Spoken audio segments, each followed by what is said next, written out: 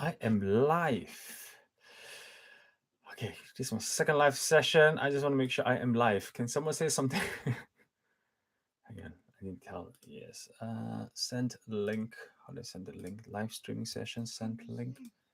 Yeah, they can hear me. I'm doing it spontaneously, so I think people are still.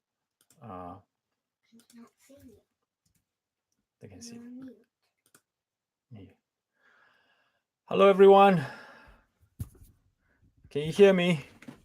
I hope you can hear me. I've just set it up last minute to go live. I was going to do a video, but I thought, the market is responding so spontaneously, so reactively. I thought it'd be easy to go live. And honestly, I'm not set up for that fancy other live session. We have got screens and things. I wish I had that, but I don't have it just now. I'm still learning the curves about the live lesson. So yes, I see everyone. Thank you very much. I hope it's not too loud. It's just right. I've got nothing to present. Maybe I can say a couple of stuff about the market itself, but I just want to start off by saying that it's a sell-off. It's affecting everybody. Emotionally, it's affecting me as well. I've turned off my phone. I didn't want to really see it, but it's hard to try to control. Is it time to buy? I mean, my wife asked me the same question as well. She's not even put money in the market for the last few months. She said, "Is it time to buy?" And I looked at her, and she's got cash. She says, "I've got cash. Is it a good time to buy?" I said, "Give me 3 stocks." So anybody's got cash, it's a perfect time for you to buy. But it is not saying that it's the bottom today or the bottom tomorrow. So it could be next week. So we're not sure yet, because the thing that I feel uncertain is the sell-off. The sell-off, I'm not convinced the fact that the sell-off is via the Treasury yield. I don't know if you've seen the chart that I've seen.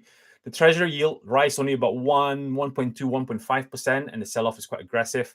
So what happens when it reaches 3%, 3.5%, where it was at 2018? How is it going to react? So I'm not completely convinced that the Treasury yield is really pulling this down, because I haven't seen money rotated into the recovery stocks. I have not seen money going to the airlines aggressively, or oil, or I've not seen the likes of Disney all jump high like it's all open up. I've not seen that happening.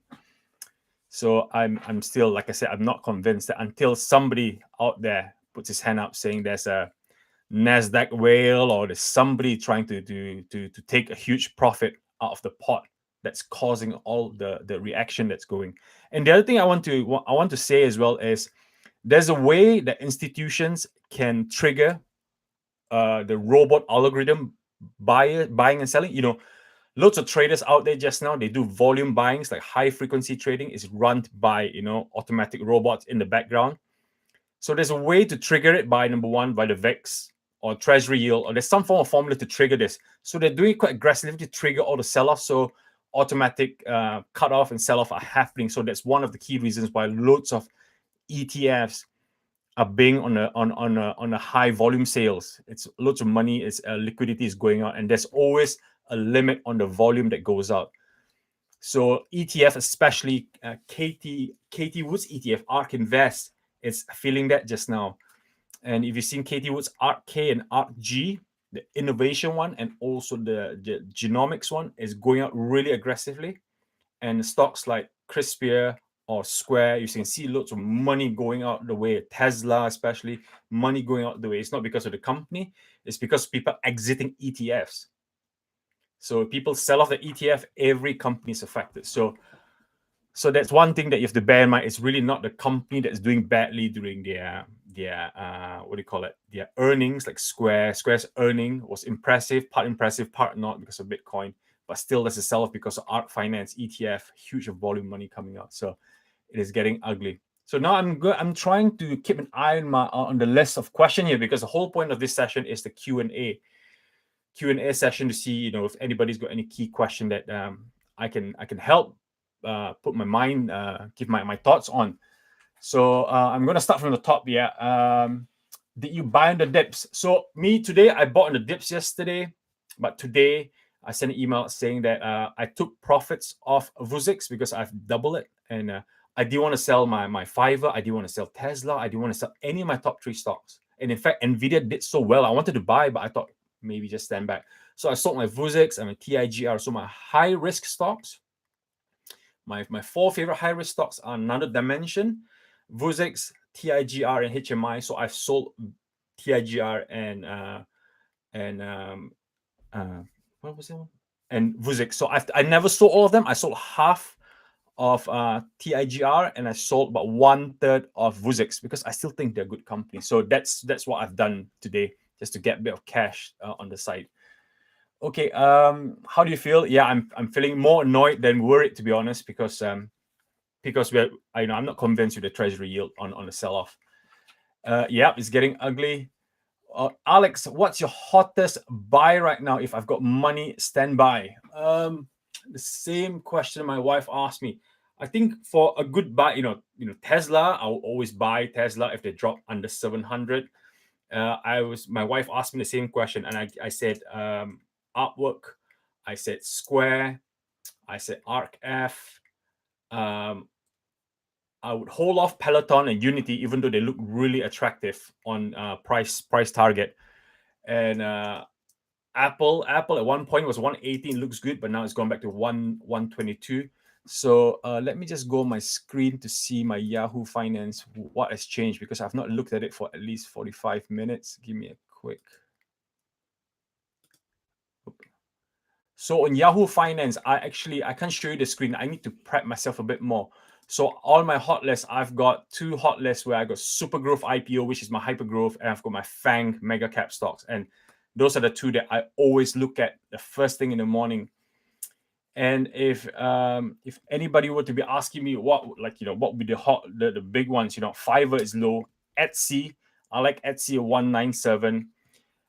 Vuzix at 17. There's a potential for it to go up to 25 because I think that's the next floor that it should be hitting. It's just being hindered by this market just now.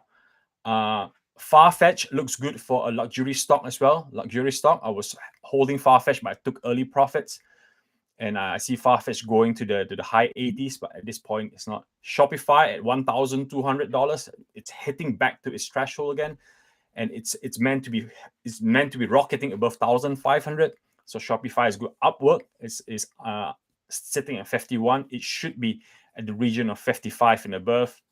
You've got CrowdStrike at 207, which I think it's a good price point, but I think CrowdStrike should go lower to 199 before I buy. Oh, Laminate actually looks good at about 123 for me, because I did say before that Laminate, my buy point will be 120, and it's there close to 120. Laminate, and yeah, so these are the ones that I'm just looking at briefly. So I'm just going through the list, guys. I'm just going through the list, and the refresh is going too quickly. I'm going down the list. Hi everyone. Hi James. Hi Raymond Du. James Primrose. I bought, but not heavy. Are we going down more? So as you can see, there's no rebound just now. Are we still going down? I think last I checked on the Nasdaq, there's no rebound. We're going flat down. There's a momentum. It's just breaking all the floors from the technical indication. I've not seen any rebound. It's not like about 2 days ago, Monday, I did see a rebound coming back up, but there's no whatsoever rebound. I know I did proclaim on Monday that we see a reverse hammer where there's a lot of push back up on the price, a lot of buying resistance, but that's all broken again. So I've not seen any rebound or any reversal. So potentially we have to wait until the futures and the market close. So like I said, it's just have to hang in there if you want to buy. Honestly, yeah, from experience, seen this a lot of times, it comes to a point where it keeps falling. It's far easier to buy if you imagine a curve down, you bottom barrel, imagine there's a curve. It's far easier to buy on the momentum back up, because at that point, the bottom barrel, you just feel numb. You don't have no feelings at all. But when it comes up, you got a bit of a bit of positivity. It's easier to buy on the rebound up. On times like this where it's just non-stopping down, just don't buy anything. Just let it go. Just let it go up to a point where it's going to be 2 days, 3 days, or it might be tomorrow before it bounces off. But wait for the bounce that comes back up that looks a bit more convincing, that's recovering. Bounce back up that looks convincing that institution are coming back to buy. The likes of BlackRock are coming back in. JP Morgan are coming back in. Folks are calling for positive sentiment. Say it's at the bottom. I think it's time to buy. Then you go in. It doesn't matter whether it's going to be airline stocks. It doesn't matter. It's going to be oil stocks. It doesn't matter. It's going to be tech stocks. But I think if you guys got money, you want to buy, you can buy on the bottom, because the worst thing is you're trying to catch the bottom barrel, you can't catch it, you run out of money eventually, and then you just go hopes lost, and then you sell out at the wrong time. So that's what I personally would do. That's why I'm sitting on the sideline until I see something positive. I'm reading BM365. Alex, do you think they're overreacting? This time last year, could you have imagined your gains? Now this pull you back. Yeah, I'm anxious about it. It's not as bad as the one back in, to be honest, this one is not as bad as the one obviously back in COVID-19 April. It is not as bad as the oil crash one in February 2016. It is not as bad as the one, obviously, the financial crisis, and also the pullback in 2010.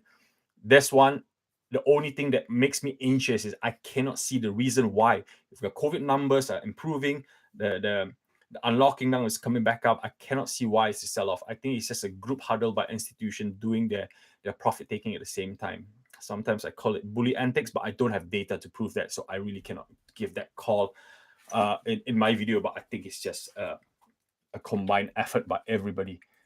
So simply to Ghetto, you're 90% cash. Wow, well done. If you're 90% cash, you should be buying a bit just now. Yeah, if you have timed it this way, it's really, unless you've sold a lot out to prepare for this, then it's a different story. So, get ready to buy either on the ups or try to find the bottom. But at the moment, I can't see the bottom. Oil has gone up quite a bit, to be honest. Yeah, oil has gone up quite a bit. I would say it's at 62. So I was at work. You all know I work in the oil and gas. So even in the oil and gas, our budget and everything, we are not, I repeat, we're not budgeting for oil above 60. We're still in a budget session where we're assuming oil is below 40. So budget's being cut and everything. So there's no reaction from oil companies saying, oh, oil is 60 now, let's prepare for life after 60. So that's not happening just now. No one is preparing to spend money. That's all I can say. We had our budget meeting, so we're still living like life when oil is at 40. And when is that going to change? I'm not sure. Maybe wait until the financial year starts in April. Maybe things will change. But as of budget for 2021, we're living life when oil is 40. So who knows? The oil might drop again. I really don't know. So I'm still watching. That US bond is like what you thought. The US bond is going up. That goes down. Yes, it's just a zero-sum game. When US go, it's just the bond, the Treasury yield going up, the bonds. Sorry, Oscar. Sorry, my son is in the room as well. I think he's trying to get his iPad. Yep. Katie, this typically causes stocks to go down. It went into the? I'm reading Emmanuel Collins. Hi, Emmanuel Collins. I'm reading your comment there. The typical cause the stocks to go down. It went up in the highest in one day. Believe it's in history. Yeah, it's gone up really quick in one day. But I'm looking at the overall picture of maybe the rate of rise is high, but I'm looking at the overall picture. I'm just worried what happens if it actually hits 2018 high on Treasury. What's going to happen? If you do maths for maths, direct proportion, it's just going to bring all the tech back down to as low as June, July in 2020. So I don't really believe that will happen, but who knows, huh? We haven't hit 10% correction territory. Yes, exactly. That's right. And Amsterfi, you're right. We haven't really hit correction territory. The only correction territory we hit are individual stocks. Like Tesla has dropped from 900 to 600. So they are essentially in correction. Apple has dropped below 120. They are essentially in correction. Amazon has always been at 320. It's dropped to still above 3,000. So they're still not correcting yet. Facebook, they're not really correcting yet. So a lot of stocks that have gone up high are correcting, but the whole NASDAQ is still not in correction. It's still, when I say correction is when you're more than between 10 to 20%. And if between 20 to 35%, that's a deep correction. That's quite serious. That's when fiscal stimulus, that's when the Feds, the ECB, European governor, will come and get involved. Yeah. What should we do? Just write it out? Yeah, I think we just write it out, because I'm making assumption, including myself, for my own portfolio. I'm holding good quality stocks, my top 3 stocks. I've got no SPAC or speculative stocks that I'm afraid of. I've sold that off all in January and December. I've cleared, GHIV and all the SPAC stocks. So what I'm holding now, my top 3 and my 4 high growth stocks, which is none of them mentioned, Vuzix, TIGR, which I sold half, and HMI. So those are the only ones which I'm holding, around about 15% of my portfolio. So I'm comfortable to write them out. So That's what I've been trying to tell everyone. So if you've got stocks that's high risk, think of risk transfer. I've got a question from a mate just now that he is holding Crispia and he's lost about 25%. He says, Alex, what do you do? I say, you make a decision, but if it was me, I'll risk transfer to the likes of Tesla because Tesla's on the cheap at 700. So things like that, or Nvidia, or the likes of Fiverr, those stocks are more likely to bounce out. Crispy are still falling down. We don't even know where the bottom is. So those are the things that you have to think and look at. And how low do you think rotation will go? Tesla average of 698, and looking when to buy the dip. So Tesla, I've followed a Tesla bull. I think Gary Black. I think he says if it drops below 700, the next floor down will be around about 600. So I don't know how deep we can fall for Tesla. So there's a potential that we can drop to 600. That's him saying one of his tweets.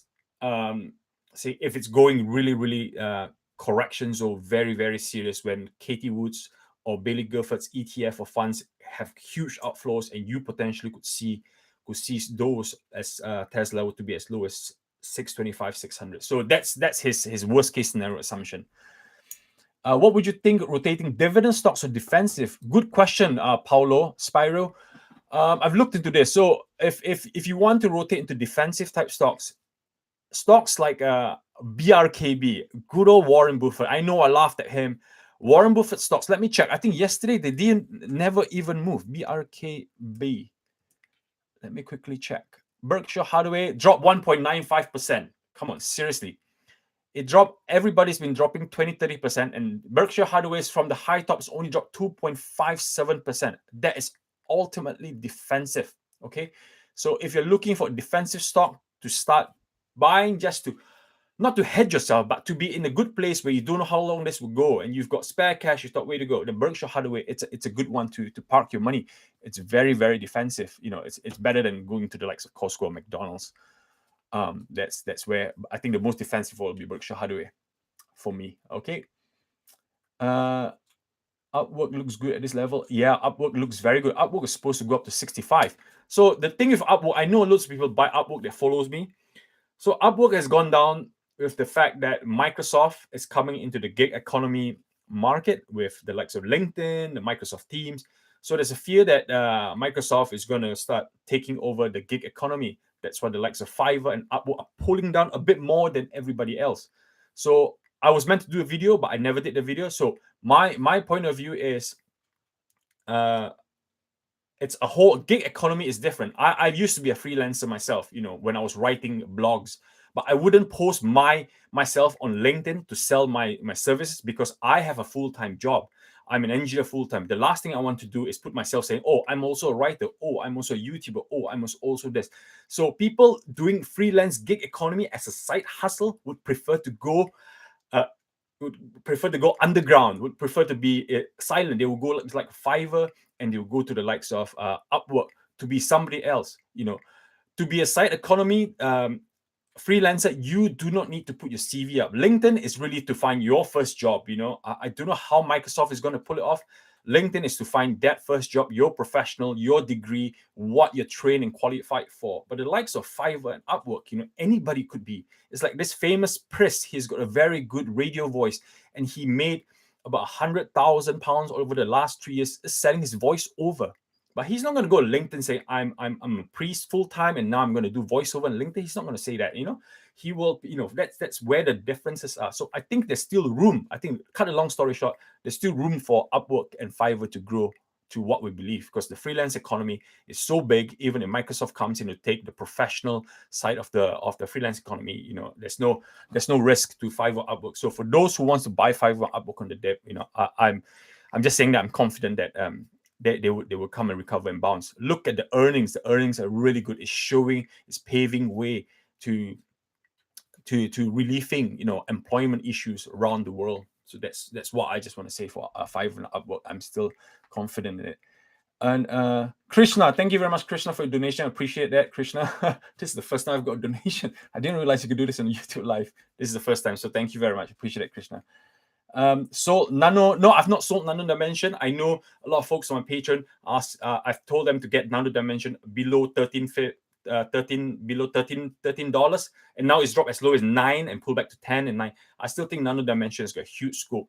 They've hired their new CFO. They've hired their new patents division team. They're raising cash every time. They raised cash when it was 7. They raised cash when it was 9. They raised cash when it was 11. So they're raising cash. They're trying to scale. The company is trying to scale. So for me, I'm still keeping my Nano Dimension because I think there's still potentially a $20 to $25 stock in the next 9 to 18 months. So why not hold? Because it's cheap, affordable. And you can easily buy 500 shares without any pain, and because there's a lot of room growth. So there's a scaling potential for Nano Dimension and great marketing. So I'm holding to Nano Dimension. That's why I think it's good. Why would you hold off Peloton? It looks so good right now. Peloton, like I said, Peloton and Unity price target is spectacular. It's really good.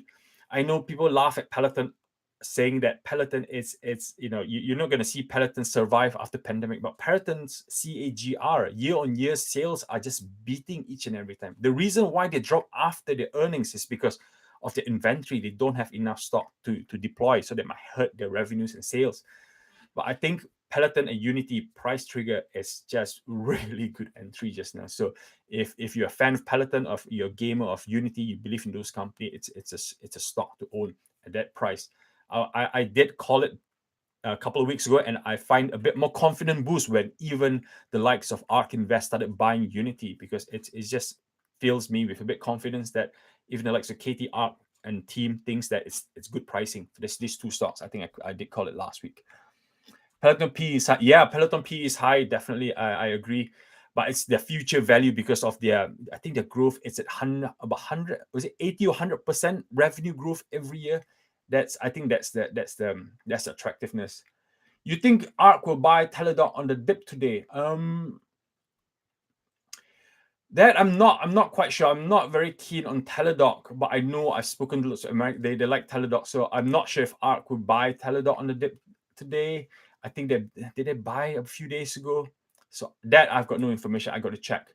I'm cash heavy, baby. I mean, guys, all you out there, if you got cash, if you got plenty of cash, you need to start working. What you need to slowly buy in, but buy it in stages, guys. Buy in stages.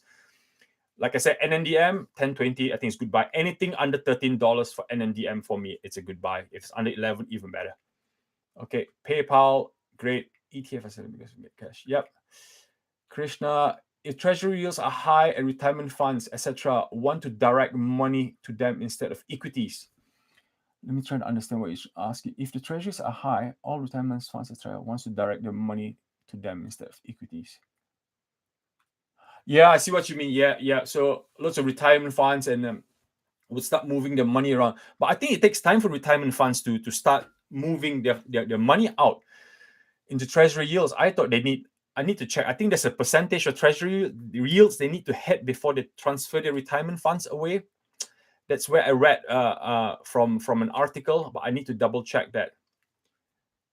It feels like March 2020 all over again. No, I'm sure March 2020 was way more stressful. Okay, March 2020 and April 2020, it was so stressful that I actually deleted my Hargreaves Langston app off my phone for I think 2 weeks.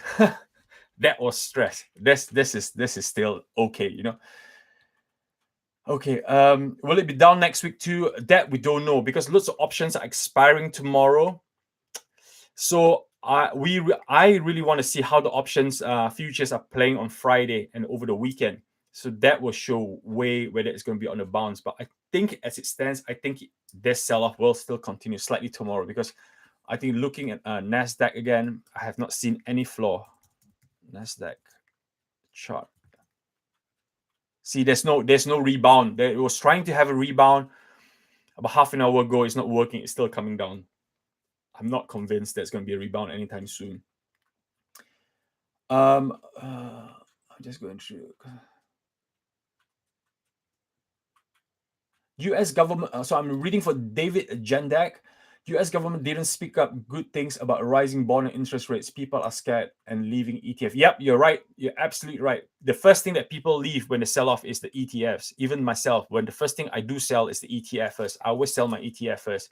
It's just normal thing that people do. ETF is so much easier to sell. You just pay your fees and you go. Especially with those commission-free app like Robinhood and Trading 212, it's free to sell ETF. If you go Hargreaves Langston to sell an ETF, you have to pay like $12.95, $11.95. But now it's so easy to sell an ETF. So if anything falls off, the ETF will fall. And then whatever the ETF is holding are the ones that's going to get a ripple effect for money flowing out. It's exactly right.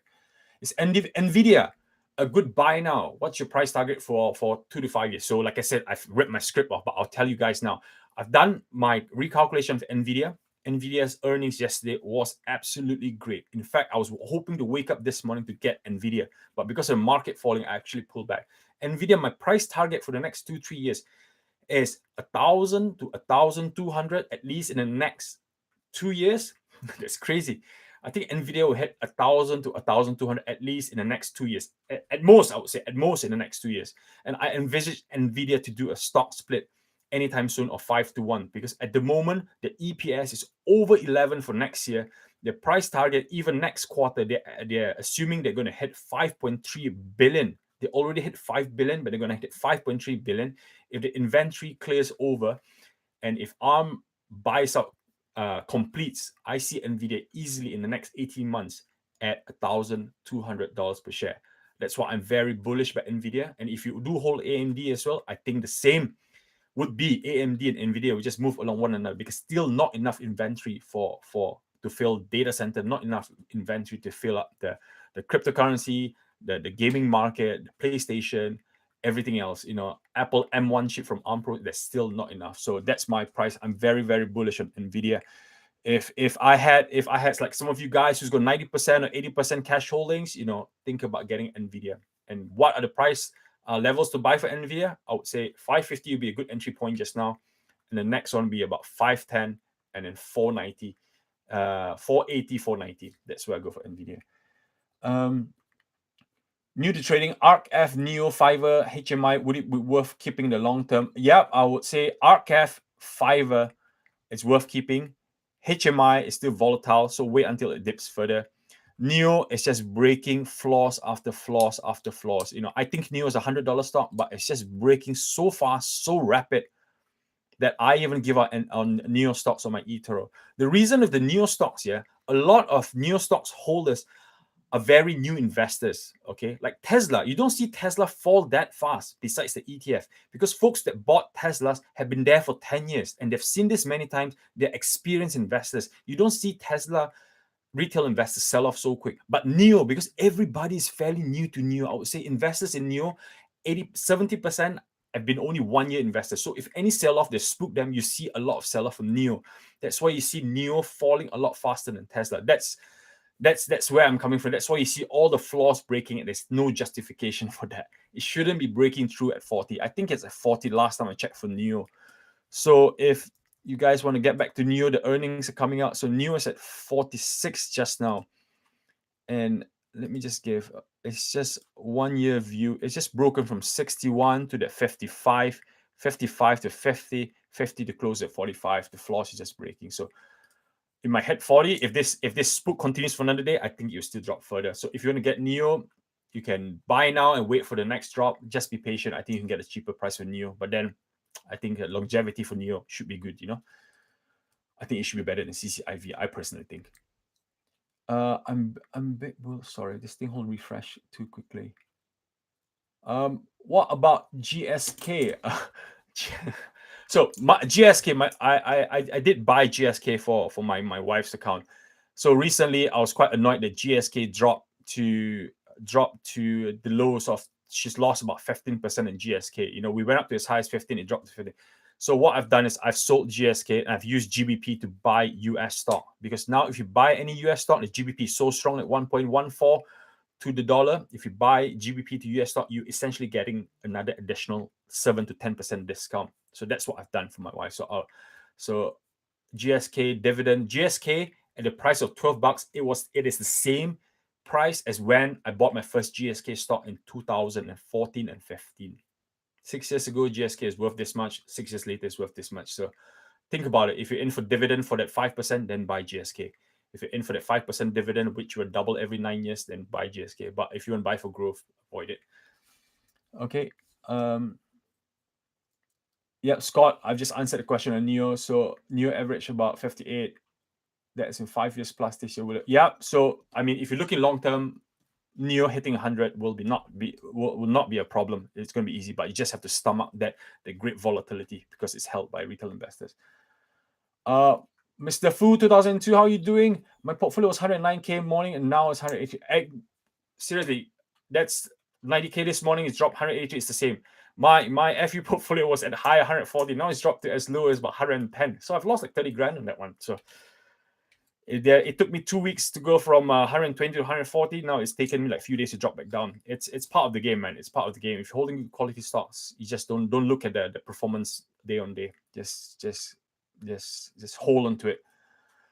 Will you put live stream channel? Yes, I'll put the video after live stream, definitely. How about Palantir? Good question. Palantir, I bought Palantir in 25. I sold it at 20. Well, I just want to warn everyone, Palantir is sitting at 23. That's a good price. That's a good entry price, in fact, Palantir. So I just want to say that Palantir is a good company, but don't expect Palantir to be a sprout hypergrowth company. Palantir is a business to business. It wins contracts. It's got high profit margin just now because of their new generation of the software. So if you're buying Palantir, you need to expect slow growth, like the likes of like Adobe, Adobe type growth. You're talking about Salesforce type growth. Don't expect Palantir to jump to 100 in the next 3 years. Those are slow growing stock, quite strong and essential over time. So Palantir, you buy it for growth, not hyper growth. That's all. If you agree that you want to buy Palantir and at the end of the year, if you're lucky, you end at $40 per share, then own Palantir. But if you're hoping Palantir to end at 60 or 80, don't expect that to happen. That's all I want to share. It's a business to business, not business consumer. Oh, hello, Mr. Fu. Thank you for your donation. This is the first time I'm getting donation. This is the first time I didn't realize I could get donation, but thank you. So I think your question, thank you. Love you, Alex. Thank you very much. I'm bullish from S&E. Would you buy at this level or wait for it? I like Sony. I took profit of Sony at the top because I knew I needed cash. Let me check on Sony. I've not seen it just now. S&E. I just want to see what price Sony is. 107. I sold it about 115. It's dropped to 107. So about 7% drop. It's a Japanese company. Yeah, drops like this are not very usual. The Japanese stocks always drop during earnings season. So if you got earnings season, if they miss the earnings because the PlayStation and the Sony camera are not doing well, they will drop and then they'll recover if they beat the earnings again. So you can buy it now at this level, 107, 105. If it hits 99, perfect. That's pre-season's pre-Q4 season earning. So Sony is a good buy, but don't expect to go up because Sony is one of those. Sony and Nintendo, they will only do that spike jump after Christmas sales. So even if they beat earnings in Q1, Q2, and Q3, it doesn't really matter. It's that Christmas sales forecast. Is that Christmas sales earning Q4, like in January next year. That's when you see Sony jump again if they do well with the PlayStation. So Japanese stocks, you need to wait until Q3 to Q4 before you see that jump, Mr. Fu. So you can buy it now as long as you're happy holding it and earning the Sony dividend. Then you're on the right track. Yeah, I hope that helps. Look at stock turning right. What do you think of Fiverr stock reaching? Hi Dipesh. I'm looking at I like Fiverr questions. Always love Fiverr. What do you think of Fiverr stock price can reach in the next decade? So for me, I don't look that far. At the moment, I'm just looking at Fiverr hitting the $15 billion market. So I think it stands as sitting about 8. Let me check. I think they're still fluctuating VR. They are sitting at a market capital of $9 billion. Yeah. So my next target that I want to see is the $15 billion target. So it's another 33% rise. 50% rise that I want to see for Fiverr. So as it stands about 250. So I'm hoping to see about that 350, 360 range by the end of the year to hit that $15 billion market. So I don't want to see that far. I just want to see them in stages and see how they grow, especially with the new business they've ventured in. I think we need to see how that will become fruitful. So in the long term, hopefully, lots of people are betting on Fiverr going to 50 billion, but I want to see them go to a 15 billion successfully first before to the next level of scaling jump, because they're scaling just now. But I just want to see them make consistent revenue with more corporate type business. Okay, but in as it stands, I'm still holding Fiverr and Upwork. Yeah. Okay. Alex, if you're going to choose between NVIDIA and AMD, which one would you suggest I cut off? Oh, that's a very hard question. It's like trying to say which child do I let go, NVIDIA or AMD? In terms of the, okay, let's be sensible. Okay, let's be sensible. We have to think this very sensibly. In terms of risk management, yeah, NVIDIA has a higher chance of losing the contract or the potential buyout with ARM processing. AMD, on the other hand, with Xilinx buyout at also about $40 billion, I think that will be more successful. So if you're talking a risk factor, there's more likelihood NVIDIA might lose out buying ARM than AMD buying out Xilinx. So I would say if you want to cut off just now, cut off NVIDIA. AMD is a good buy point, about $80. So I would choose NVIDIA over AMD over this particular fact. Okay, so I hope that helps in the thought process. Buying oil, yeah, I said oil is dead, but because we need to perform. Our stocks portfolio cannot be too stubborn. We cannot sit here thinking that we're going to stick with hyper growth. We're going to stick with growth stocks and tech stock. As a responsible person who manage portfolio, you're managing your portfolio. You need to think. You need to follow the trend sometimes. Buying oil now will be good if you buy. You don't have to buy specific companies. All I can say is XLE and OIH, which are the ETF ones for service company. XLE is for major operators. You can buy those ETF and see the oil rise up to 70, and before that, just take your profits or hold if you want to. So buy a bit if you want that oil exposure, because like I said, I've shown a chart before. I can't show it here. That oil is actually way, if you see that's the balance, everybody's all the tech stocks have broken even above the point. You got bank stocks still saturating here. You've got airline stocks still behind, but oil is way below. Oil has still got a room to catch up to its break-even point. So that's why I think if you want to buy oil ETF, XLE or OIH. But if you guys in the UK are very ambitious, very brave on risk, Premier Oil. I still think Premier Oil. I think last I checked was 28. If oil starts going up to 70, I'm not surprised that Premier Oil hits 40, 45. That's all I want to say. Yeah. Okay.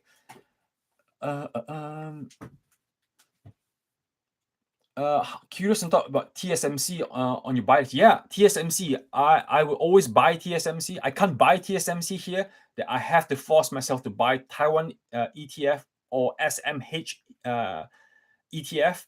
If I could buy Taiwan Semiconductor, great, because Taiwan Semiconductor pays dividend, it's good growth, and they're spending a capex of about 26 billion this year to expand the factories. So it's all about good stuff coming in 2021 and 2022 for Taiwan Semiconductor. Alex, what do you think of ABNB? I bought ABNB yesterday. I know it depth. I think ABNB is a good recovery stock. So once everything opens up, once you and me go on holidays, where are we going to go? We're going to use ABNB. It doesn't matter whether it's in Japan or Malaysia or it's in Greece.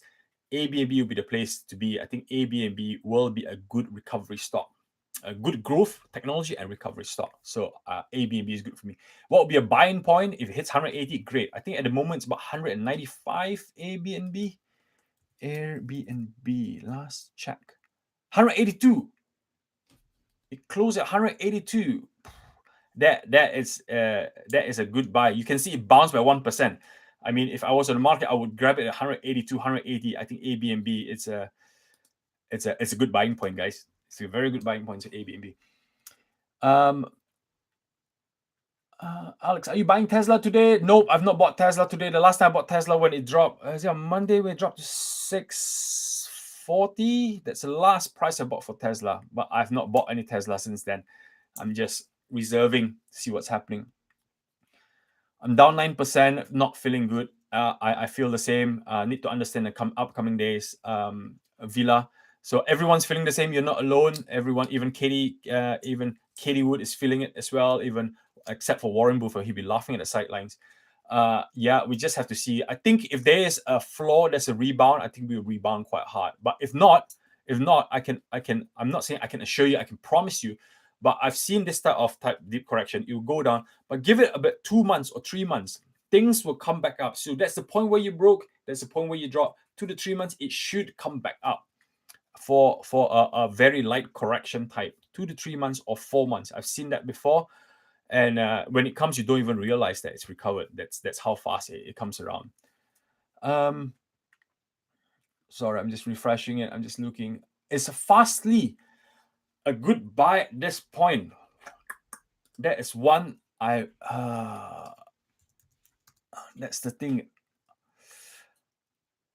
I am there's too much happening with Fastly. Yeah, I think the last time. No, I'm sorry. I'm checking a hypercharge just now. I've not checked. The thing is, I'm not. I used to own Fastly. I used to trade Fastly, and after the TikTok saga, and no news about Fastly winning bigger contracts. So Fastly's last earnings is 82 million, and the operating income is so high. They're not making much money. I'm To be honest, yeah, if you want to buy internet companies, I would rather get CrowdStrike or Okta cybersecurity. Fastly, I think it's good days were long gone. Like Twilio, okay, the likes of Twilio, Okta, CrowdStrikes are better internet modern company compared to Fastly. Fastly's got too much up and down unless there's a big acquisition somewhere. So I wouldn't buy Fastly for my son or for my wife. That's all I can say. Okay. What about What about TIGR? Yeah, I said I sold TIGR. I needed the cash. That was the only one I can pick from the lot. I still think it's a 10x stock somewhere, somewhere in the near future. I still strongly believe that the segment that I released about TIGR, it's a Robinhood of China. I've spoken to my friends, they're using it. I heard there are loads of complaints recently about TIGR's app. There's nobody on the phone, but it's normal. It's Robinhood. It's part of the IBKR interactive broker backbone. It's just waiting. You just need to wait for it to scale. It's at the point where it's scaling. It's trying to get customers to download. They're giving away free shares and all that stuff. So you need to give it time. Robinhood took about at least 2 years before they came to where they are today.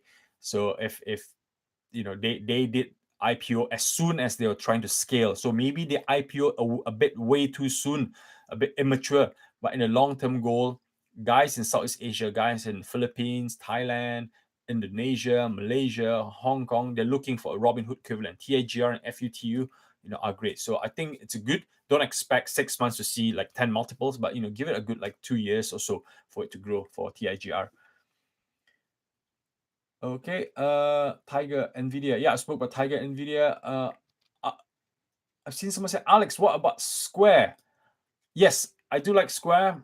I know a lot of analysts are complaining about Square. Okay, Square's earning is great. They're complaining about the earnings because it's all Bitcoin, Bitcoin, Bitcoin. Okay, Bitcoin is taking a huge chunk of their revenue. Without Bitcoin, they're nothing, and there's no growth. So looking at Katie Wood's perspective for Square is becoming the holistic type bank. So if cryptocurrency and Ethereum and Bitcoin and Dogecoin eventually in future becomes a medium mode of exchange, using your Square phone app to do transaction is going to be way easier than Visa or Master. That's why Visa and Master are trying to jump on the bandwagon as well. So Square at 230 just now, 230, 240, I think it's a good buying point. It may drop to 210, but I think the long-term life for Square is still good. And the other thing that we hope might not happen is Square's CEO Jack Dorsey is getting sued by shareholders because he's holding Twitter and Square. So if Jack Dorsey loses one company, if he loses Twitter and stick with Square, it will be great. He'll be the man that's going to guide Square onwards and upwards. But it looks like he's focusing a lot on Twitter. It looks like Twitter is like his little baby that he's not letting go. So if he sticks with Twitter and somebody else comes in to replace him to his job and do a better job, focus full on, Square will be a $300 company easily. I mean, you need to look at 2025 onwards with cashless transactions. Square is something to hold. It dropped to 190 before. It was hovering 190, 180. I bought it. I took off profit at 230, and now it's dropped back to 230. Even at that point, I'm considering buying back Square. But because I'm focusing on top 3 stocks, I'm not even. That's why I'm only buying ARKF so I can hold both Square and PayPal. If you guys need a tech company, a payment company, Square, ignore the noise. It's a good stock to buy. Okay, Nippy Dash. I see. Sorry, I've just lost.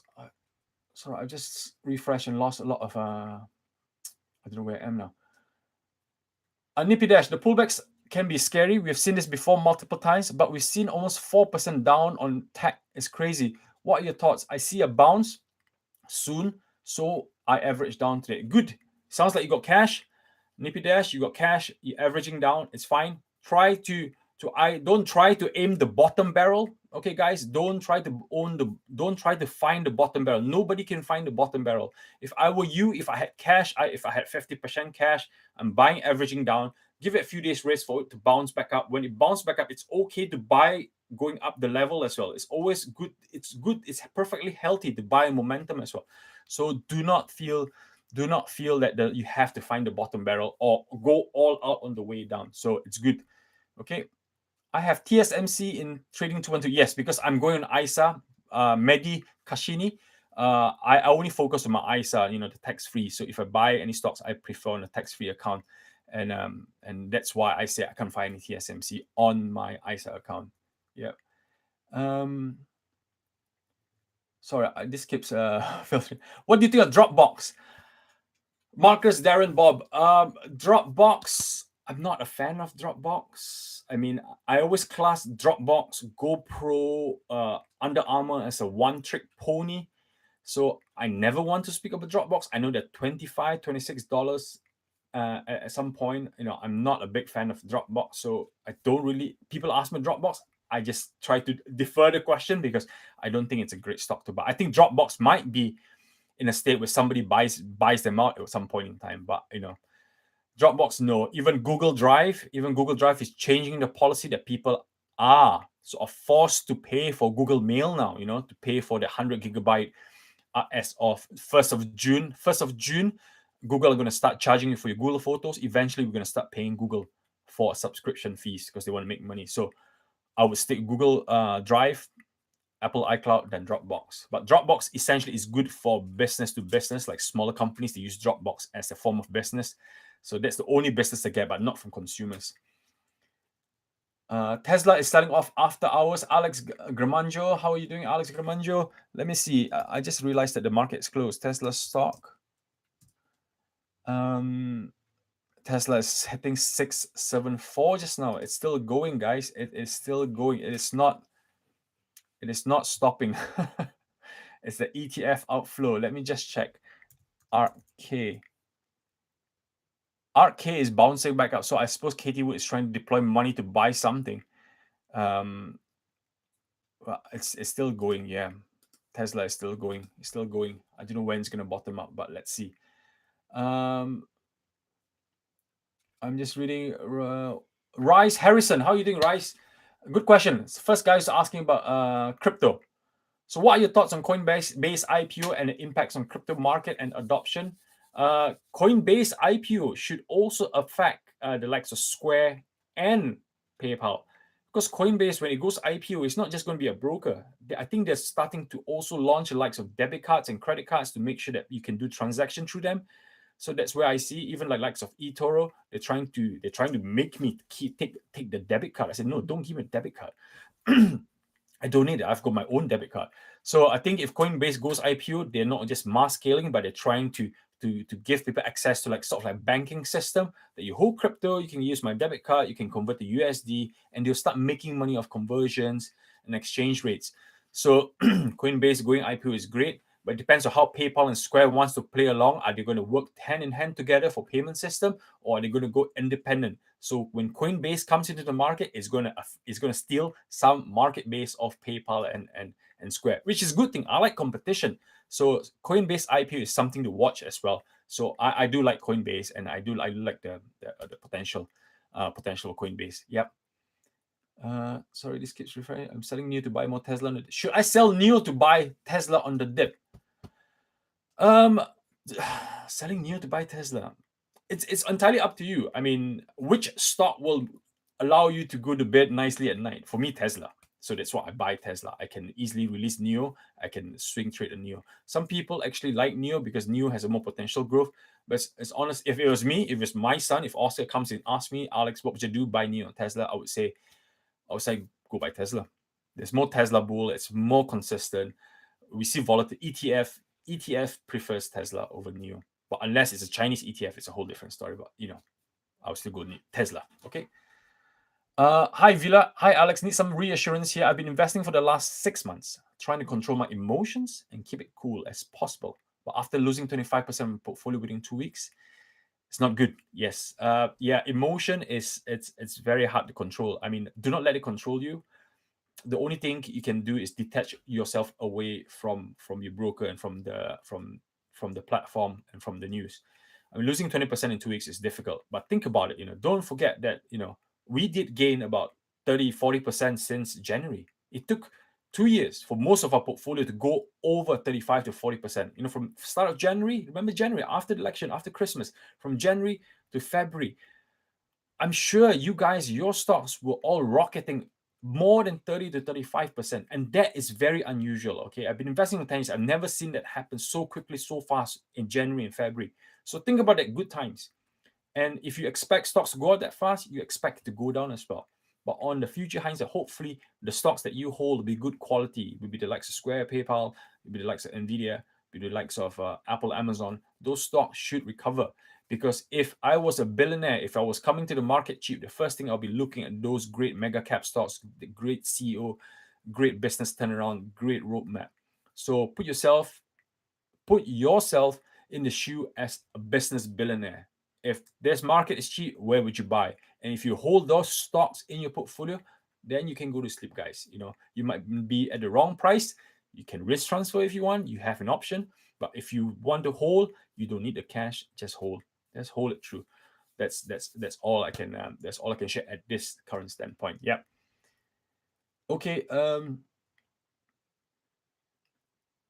Good evening, Free Trade 2 Financial. I have AMD. I bought $85. What do you think? Yeah, $85 is good, but I think you still go to 80. AMD, $100 stock anytime.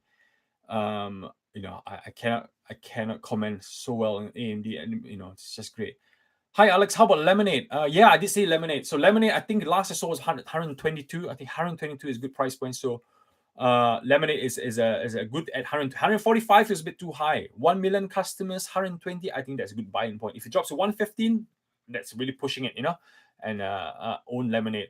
Because think about it, Laminate, good news. Yeah, good news about Laminate is I've been reading on Twitter. The Americans in Texas have faced the issue with the snowfall, lost electricity, whatever. Guess which insurance company gave them the payout so quick in a few days? It was Laminate. Laminate is taking the opportunity to show them, to showcase the payout is so quick. This is a marketing skill by Laminate. This is them promising what's on the tin. So Laminate is branding themselves out really well, and Laminate is growing. I'm waiting for Laminate to come to the UK.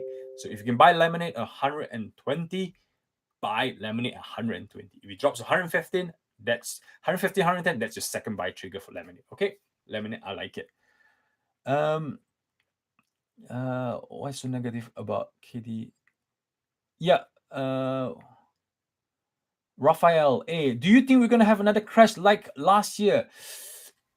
Last year crashed because of COVID and lockdown. Now we're unlocking down, we're coming back up. That's why I'm not convinced this is a crash of current world situation. I think it's a crash of big boys big boys and girls, not just boys, big boys and girls just want to take profit and shake off investors like us. So I don't think it'll be a big crash. At the moment, we're not even correction yet. I mean, if there's worse to come to correction, it's going to get worse from here on. But I don't think there'll be a big crash. Crash is when it's 40%. When you see NASDAQ go to as low as, is it 10 or 11, the last I calculated? And that's when you bring, the likes of Tesla back down to the likes of 300. That's a huge crash. But I don't think it'll happen. But never say never. Just be prepared for it. Callum Giller, how are you doing, Callum? How long do you plan on doing your eToro account, which people can copy for? Well, how long do you plan on doing your eToro account? I mean, I've got no plans on canceling my eToro account. I think eToro is actually helping me to showcase what I can do and also to help the viewers. It actually started on me trying to be transparent on the platform. So people can copy from me as long as possible. I've got plans to put in place, and plans change every day due to volatility, but I've got no plans to close my eToro. I'm quite happy. That's the platform I check every single day. Second, I go Yahoo Finance first, then I go to eToro second. So that's what I do on a daily basis now. So yeah. What do you think of SMH? I think SMH is great. Sergio, SMH, if you can't decide which to buy SMH. I always like it. Tesla Ho, how are you doing? I like that name, Tesla Ho. Great YouTuber as well. The only regret I have is not having money to buy a debt. I'm 100% in Tesla already.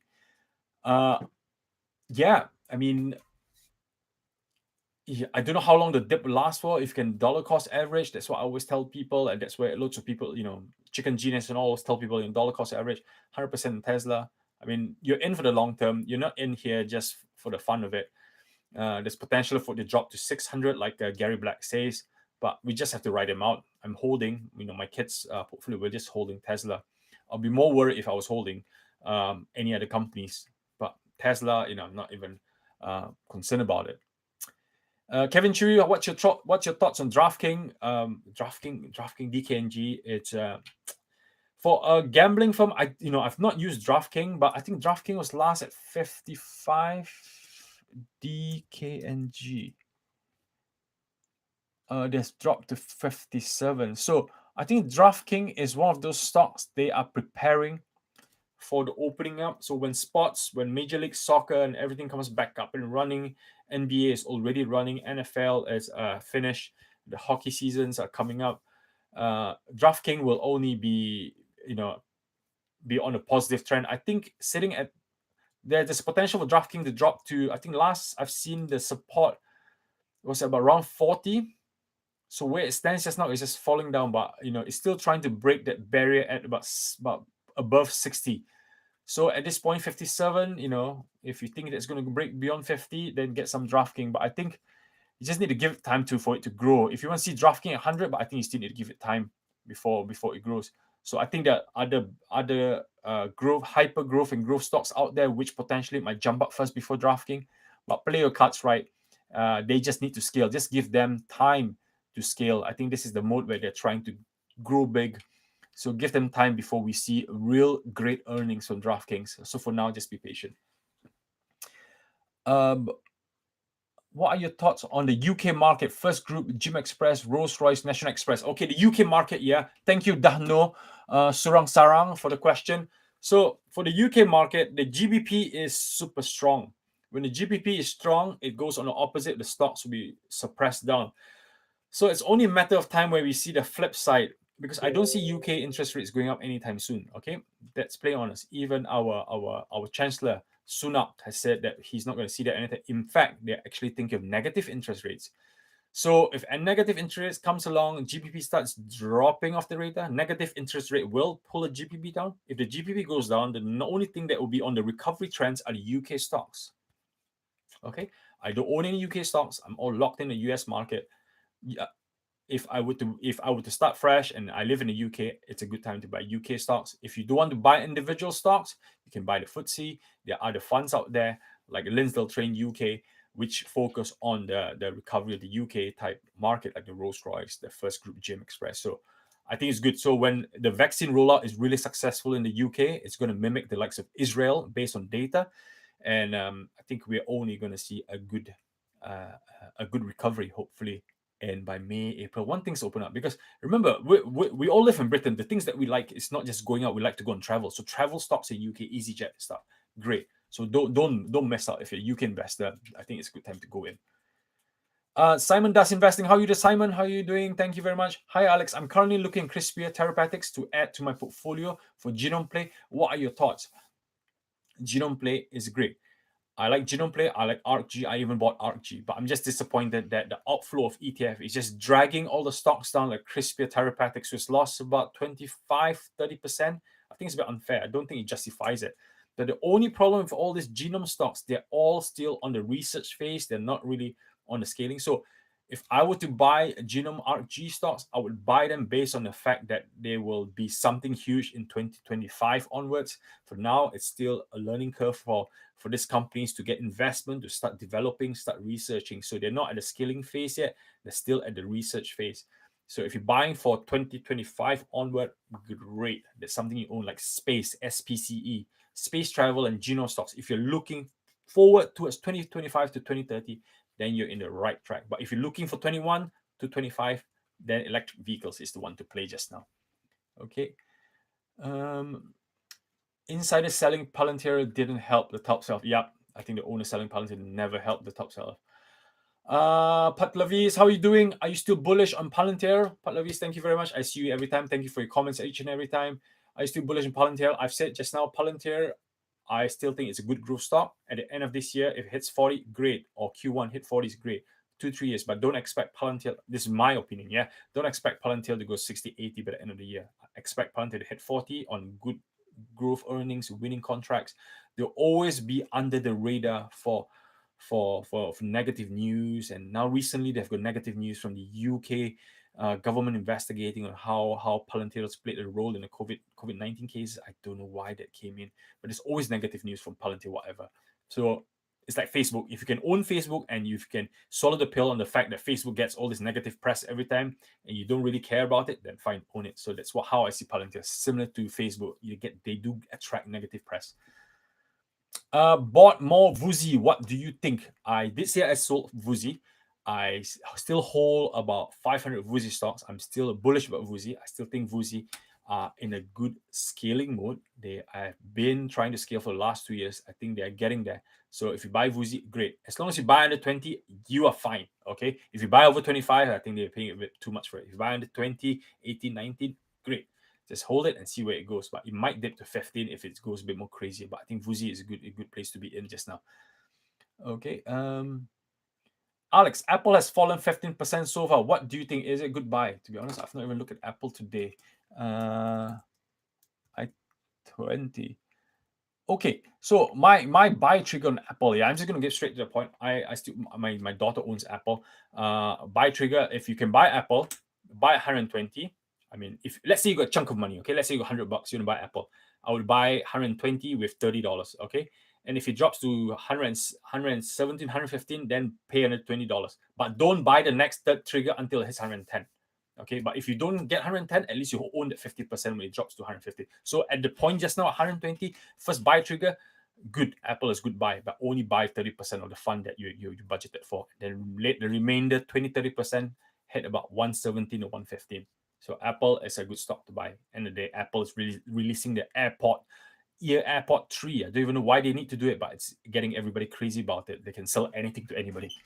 So Apple is good buy 120. It's just dropping 120. It's just ridiculous after great earnings. It's just crazy. It's good. It's a good price, guys. You've got money, buy Apple. Yeah, I think I've answered the Laminate question. 120 near to 120 is good buy for Laminate. 115 is second buy trigger for me. Yep, Pat. What are your thoughts on Treasury yield and how they affect the stock market? Hello, ROP. I think I've said it in the beginning, but I don't mind saying it again. My thoughts on the Treasury yields affecting stock market, I think it's a bit unfair. Okay, it's only 1.5, but if it jumps higher back to 2018 level, is it going to really bring our tech stocks all the way back down to retreat back by 20-30%? No, I don't believe that. I think it's just a collective of people trying to sell off at the same time, trying to just shake the market or shake new investors that started in December, January, February. So I think I really need to see the real reason for this sell-off, for this real ETF sell-off. So I'm not convinced that it's just the Treasury yield. They do play a role in the sell-off, but it's not just the Treasury. I still think that the other elements that's involved in the sell-off in this time. Yeah.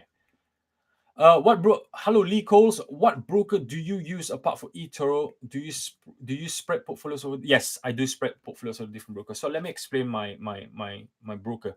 So Hargreaves Langston is where I hold about 7 years of all my UK ISA. I hold my pension. I hold my kids. I hold my wife's pension. So a huge, mega big chunk is all on my ISA on Hargreaves Langston. So those are the ones I buy. I don't check Hargreaves Langston every day because I buy good quality stocks like Tesla, Nvidia, and I just hold them Apple. I don't even look at them. If I got money, I buy them. I don't look at them. They're parked somewhere. They're like bonds to me. Okay. eToro is the one I check every day because I manage other people's fund, and that's the one that I actively trade and swing trade. So eToro. Trading 212, I only got 2 stocks on my trading 212. I almost max out my ISA, so only 2 stocks, Tesla and Fiverr. I only buy these 2 stocks at my top 3. I don't do anything else. If I got money topping up, I just buy these 2 stocks. If I got money elsewhere, I buy AMD. But it's just holding my top 3. And the other one that I have is Interactive Broker, IBKR. That's the one that's a bit more active. It's got a huge volume of money as well. The thing I like about Interactive Broker, IBKR, is because I can do after hours and before hours buy it. And it's really, really good. So I can buy stocks before the market opens. I can close stock during the day. So AMC, all it spikes up, I can buy it. And then when the market opens, I can sell it. So IBKR is the one that I use regularly. eToro is the one that I use regularly. So I use this 4 different brokers. Okay. And in the UK, you can open IBKR, but it's not tax-free. You have to pay for your capital gains if you close your account, if you sell off. So it's something that you need to declare to HMRC. Yep. Dividend King Investing. I think you got a good question there. Alex, how do you think Trading 212 will be affected by the reviews being destroyed on the App Store because of GME saga? I think Trading 212 will get more subscribers. Trading 212 is on a waiting list just now. Serious. eToro has done themselves very badly for the last few days where they broke down for 24 hours. And there are a lot of eToro folks trying to go to Trading 212 and they're hitting a bottleneck of queues. I think Trading 212 will grow even bigger after that because of free trade and eToro are not as reliable. But Trading 212 on the last few occasions, they have not crashed. They've done really well keeping up because they've stopped the volume of new subscribers coming in. So I think Trading 212, negative reviews or not, that's the only platform we have because Robinhood never really arrived to the UK shores. I don't think Trading 212 will be impacted, in my personal opinion. And I think they're quite innovative for improving the product as well. Joseph Grass, thoughts on MasterCard? MasterCard, Visa, they're good stocks to hold. In fact, Jim Cramer yesterday called MasterCard, Visa, Amex are recovery transactional stocks to hold. Because we use our MasterCard and Visa to do what? Most of the time, credit cards to travel, to pay for air flights, for that security if you get refunds. That's what you do. So when all these airline companies are coming back, all this travel, they're booking holidays, booking Airbnb, what do we use? We're not using PayPal or Square. We're using MasterCard, Visa, or Amex. Great stocks. Those are great to buy. If you think recovery, transaction stocks instead of Square and PayPal, MasterCard, Visa would be a good one to invest in. I agree. Do you think moving money from Square to Laminate is a good move? If you want to sell Square because you don't like the earnings, fine. You can go to Laminate at 120. Buy Laminate only at the right price. If you buy at 120, I would say yes, go for it. If you want to trade Square for Laminate 145, I said no, you're doing it all wrong. But if you want to do it 120, Laminate, fine, go for it. And then you see Laminate grow. 2 great companies, by the way. If you can buy both, buy both. But Laminate at 120, I think it's a good price point. Hello, Alfred Aldler. Should I buy PayPal or Square? It's a hard question. It's another hard question. I personally buy ARC Finance because I cannot decide between the two. But if you have to choose one, if you have to choose one, just to say for great company, great longevity, PayPal. Okay, PayPal. But if you're the type that's value, I want to find cheap discount. Which one? Then it's Square. Okay, so PayPal, if you think you want the full package, you don't care about the price on PayPal. But if you're the type who wants to find a bargain, again, Square. That's what I like. Hi Nathan Green, your title says live stream. Really? I didn't realize it says live stream. I apologize. I need to go and change that. Maybe it's just me being inaccurate with my typing. K Leong, what's your view on C3 AI? I've got a few people asking me that. I've got not much information about C3 AI, so I apologize. I cannot answer that question just now. Nathan Green as well. HCMC. I don't know who HCMC is. I have got no recollection. HCMC. Let me see what. I've got no healthier choice management. Oh, you're asking the wrong person. If you're asking about biotech, health companies and stuff, I'm the worst at it. So I cannot comment on HCMC. I apologize for it. Okay, Philip Jimenez, I think you've got an interesting question here. Let's say you have 25% in cash right now. How much would you invest today out of the 25% cash? I know this depends on individual, but what would you do? So if I had 25% cash today, the market is closed. And if the market still stays the same tomorrow, my 25%, I would give 3 bullet shot. Okay, that's a 25%. I'll give 7%, 7%, and then the remainder, that's 14. the remaining 9%. So I go 779, okay, or 797. That's where I go. I always like the figure of 3 bullet shot. If I want to go all out and buy on the dip, go. So tomorrow I'll use 7% and buy my stocks. And what would you do? So what would I buy? The first thing I look is, I've always been looking at the likes of Art Finance, all the finance type stocks. I think it's good buy. Tesla is another one, or a semiconductor, or eventually buy some recovery stocks as well. Don't completely forget about the oil and recovery and Airbnb and the Master, the Visa, the Boeing, the travel stocks are opening up. So don't just focus on the tech stocks. Also buy some recovery stocks. That's all I want to share with not just yourself but everyone as well. Yeah. Okay, Philip. So I hope that helps. 797. That will be my ratio that I'll go in to buy tomorrow and leave some for next week. And even if they do bottom up tomorrow and go back up, there's no harm buying on the momentum upwards. Okay. Stock Mania, how you doing? What's your thought on NEO? Average price 55 a month. Do you think it drop? I think NEO will still drop. Like I said, I think about 20 minutes ago. Tesla and NEO, the difference is Tesla are experienced investors. They've been in the game since 2012, and even the late joiners are 2017. Experienced investors. They no paper hands. No paper hands. Diamond hands. They can hold. They can buy. No worries. The outflow is all mainly for the ETF. But NEO's investors are quite new. Are very new, recent investors. Under 18 months investors. So if anything like this happens, they do let go. Paper hands. They do let go. So I still think NEO is a great company moving forward. Great CEO, young, dynamic. It's a Chinese equivalent. So it still go down from this point, but be prepared that it will go deep down. But then again, focus on the long-term game of them hitting the $100 stock. End of the day, there's not enough electric vehicles around to support everybody. Shortage of cars. NEO is not complaining about semiconductor shortage of chips. They're getting on quite well. So NEO is good. Bye. JDeem Investing, how are you, JDeem? Hope all is well. Thank you very much. It's very good. It's very good. Lastminute.com on this live stream. Would love your hot thoughts here on IPOE, Sophie, and ABNB. ABNB is great. I just said just 182. Great buy. If I knew there was 182 before closing, I would have bought a bet on eToro. 182 ABNB long-term buy. Good recovery stocks. Good tech recovery stock. Great CEO. I think it's good buy. I mean, I bought it at about 120, went up to 140, 180. I sold it, and now it's back to 180 again. I'm thinking, quite attracted by it. So ABNB is a good one. In terms of Sophie, I favor the likes of Square and PayPal.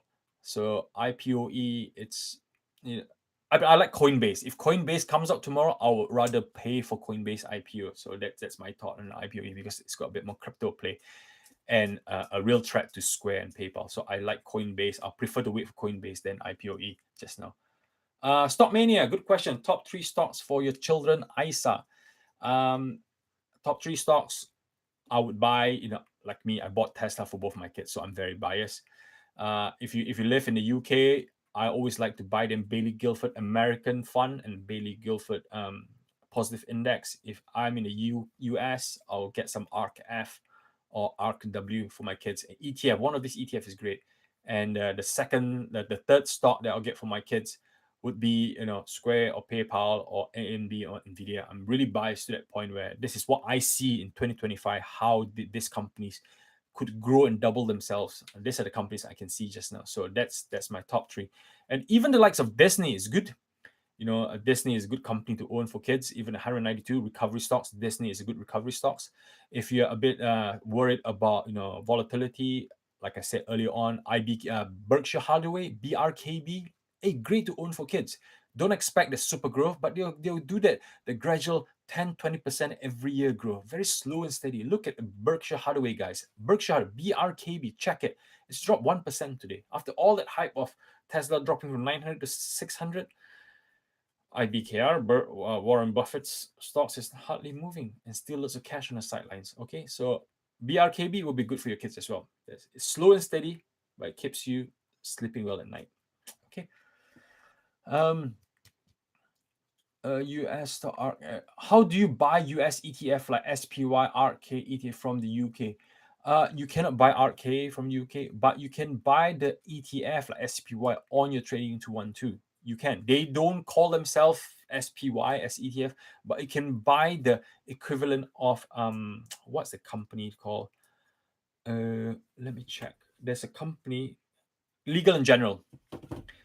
Just put Legal and General or go to Legal and General website and look. They have the similar SPY type, or they have the similar global technology. And you can find the Legal and General one, LGN. You go to the website and find their funds or the ETF equivalent. Then you can get it on your Hargreaves Langston or Trading 212 or HSBC or Legal and General. They hold those equivalent type funds. So do check it out. HSBC and Legal and General for UK holders if you want to buy ETF equivalent. Yeah. Or funds or ETF equivalent. BNB 365, I don't have a good average on green ETF or battery ETF, but I'm in profit. Should I get rid because they're still relatively expensive? Yeah, I think the green, but you're still in profit. I'm surprised. I thought most of the plug power and fuel cell type have dropped. Oh, maybe perhaps you bought since last year. I don't, if you bought it since last year at when it's before it started sprout, there's no reason for you to sell it, to be honest, unless you need the cash. I don't see the need. I mean, if I bought INRG ETF from is it iShare or Legal in General from back in July, August last year, I wouldn't be selling it. I'll just let it run. I'll just let it run because people are just taking profit because of the overvaluation. But if you got it at the right price, then fine. Just hold it for a long term because you're not going to get the price that you got if you're still in profit. That's all I can say. But if you need the cash, fine, you can take it. Yeah.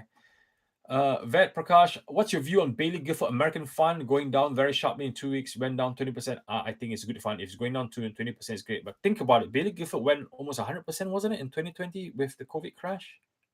So it's an active managed fund. It's the equivalent to ARK Invest, ARK Finance. So at the moment, funds and ETF are the ones that's getting the beating, guys, not the specific stock. So take it as a discount. If you want to buy it, then fine. But if you want to take profit just now to release yourself, you feel fine. You can release yourself. If you're 100% profit, drop 20%, you just take 80% profit out. It's not a problem. Unless when you take money out, guys, you need to plan what you're going to buy next. Don't just take money out on the sideline and just wait for something to happen. You need to plan. Even if you're not buying straight away, you need to plan. If you take the money out from one point, like one gentleman, Pat, says, take money out from Square, and he's planning to buy Laminate, he's waiting for the right point, then fine. That's a strategy you'll be holding. Don't take money out just for the sake of taking it out. Have a strategy in place because end of the day, if you take money out and go spend something on a Tesla car or something fancy, you're not going to reinvest your money and you're out of the stock market game completely. That's the worst thing to do. How does tax work for US dividend stocks for UK resident? Do you recommend any dividend stocks? Yeah, if you go on your ISA, you don't really have to worry about any taxation. It's all tax-free. I just done my self-assessment and I've owned ISA. Don't even bother asking me what stocks I own. What dividend stocks for America? I mean, that's two great stocks that Warren Buffett just bought, wasn't it? Chevron at 5% dividend, Verizon about 4.25% dividend. Those are great companies. Costco, I think it's a bit high, but 3%, 2%. Procter & Gamble, I still like Procter & Gamble. Caterpillar, those are still good dividend stocks. I mean, but if you really want real dividend, I think banking UK dividends, if UK come to recovery, like Barclays and stuff, I think UK dividends should be considered as well, like Rio Tinto, all the mining stocks are good. Last question, Simon Das Investing. Sorry, I'm going down slowly. What is your job? Do you do full-time, YouTube full-time? Okay, I suppose a bit about myself. I still have a 9 to 5 job. I'm an oil and gas engineer. So I wake up at 8, log in to do my work, working from home at this desk. I work from 8 to around about 4:30, 5 o'clock. And in between, you see me sending text. That's when I'm taking my break, and my break will be on Twitter or Telegram. So I do that in between lunchtime, try to squeeze that period out, send stuff, and then get back to work. And then I do it at night. So my YouTube is not full-time, but it is definitely almost full-time during the weekends. My son here, he complains about it, that I don't read him enough story. So I do almost full-time. That's why sometimes I work, I think there's a few days ago, I work about 20 hours a day, straight in this office, and then straight to bed, out of this door, and go straight to bed. So that's what I do. But I love what I do, and I love this session. I really like it. And don't believe, even my son gets jealous. Do you like my job, Oscar? He ignores me. He doesn't want to speak to me. Yeah, so that's why I do an oil, and then my session at night is all my side hustle and my investment. I really like it. Yeah. What do you think of CCIV? Okay. I don't know much about CCIV. I'm not a big fan of this SPAC stock. And excuse me. Have the what? Sorry, Oscar. You need to speak properly. What do you want? I don't have it, Oscar. Oh, excuse me. My son he wants my phone. Yeah, sorry. Yeah, no, CCIV. I don't know anything much about it. I know it dropped to is it $29-30 per share after their merger. And I've seen Kevin meet Kevin, the most one of the most popular YouTuber. He was rallying to tell everybody he's not selling. So for me, CCIV or NIO, I prefer NIO because NIO is actually producing cars and the huge backing. So if I had to choose, I'll choose NIO. I know a bit more about NIO and I know the story and I can see how they're going. I can see new reviews on YouTube. CCIV, I don't really have much opinion of it just now. So I cannot really comment. Yeah. Thank you. Sorry to bombard you with a question. What stocks you hold for your kids apart from Tesla? So apart from Tesla, for Oscar, he's got Microsoft. Okay. So Oscar's Tesla, Microsoft, and Bailey Guilford American funds. So I do buy funds for him because sometimes, a couple £100, you can leave it there. I put it in the funds because it's free to hold. For my daughter, it'd be Apple, Tesla, and also Bailey Guilford, but positive funds for Audrey. And she also holds NVIDIA. I don't think I ever told her, but she holds NVIDIA. So I bought it for her quite a while ago. So she holds NVIDIA. So these are the stocks they hold. I try to keep the Apple on one side and Microsoft in the other side. Just keep balance. I do not want to mix and match. But sometimes whole bit of funds is fine as well. So don't pull yourself away from buying any ARK or any Bailey Guilford funds. You need to buy some. Sometimes they do perform better than stocks. Fahim Sadiq, how are you doing? Hi, hope you're well. I'm very well. What's your thought on Palantir Unity software? See good long-term opportunities? Yes. Unity, I said before, it's a very good price point to buy in.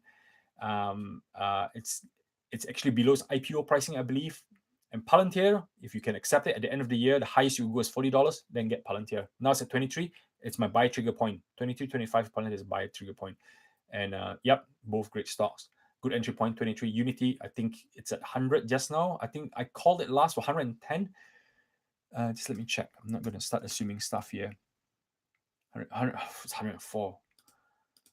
So Palantir, Unity software, it's $104 just now with great earnings, and it's dropped from highs of 36%.